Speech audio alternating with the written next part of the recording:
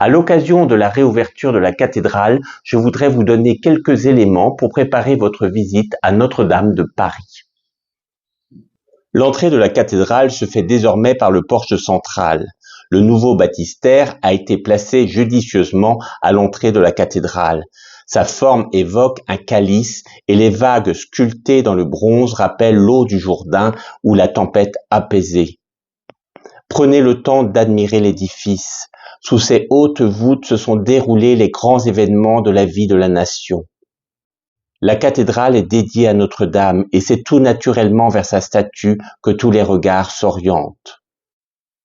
Notre-Dame de Paris est avant tout la cathédrale de l'archevêque de Paris. C'est ici que se trouve son siège, appelé cathèdre, tout près de l'autel. Prenons le temps d'admirer les murs et piliers restaurés. Les roses nord et sud apportent à l'édifice sa lumière.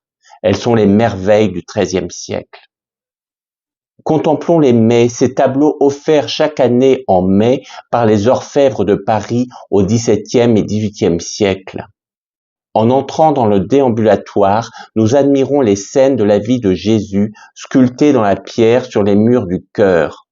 Cependant, la restauration qui a suivi l'incendie permet de redécouvrir les décors peints des chapelles de déambulatoire exécutées sous la conduite de Viollet-le-Duc. Celles-ci mettent notamment en valeur les cénotaphes des archevêques de Paris. Notons la qualité des couleurs et la beauté des différents motifs.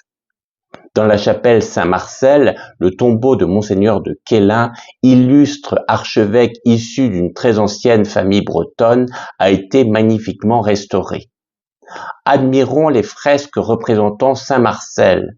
Les saints patrons de Paris y sont particulièrement représentés. Remarquons la finesse du dessin de Sainte-Geneviève. Les princesses et reines de France portées sur les autels sont également représentées, rappelant le lien étroit entre la royauté et la cathédrale de la capitale. Sainte Clotilde, Sainte Radegonde, Bienheureuse Isabelle de France, Sainte Jeanne de France. Saint Louis, ayant rapporté la couronne d'épines à Notre-Dame, est évidemment à l'honneur. Le nouveau reliquaire de la Sainte Couronne a pris place dans la chapelle de l'abside. Tout ici évoque la passion du Christ.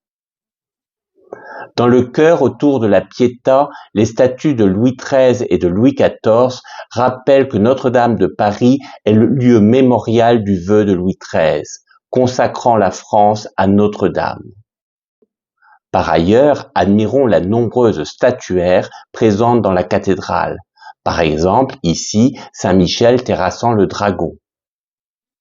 Sur les murs qui entourent le chœur sont inscrits les noms des archevêques de Paris, mais également des personnes illustres inhumées dans la cathédrale.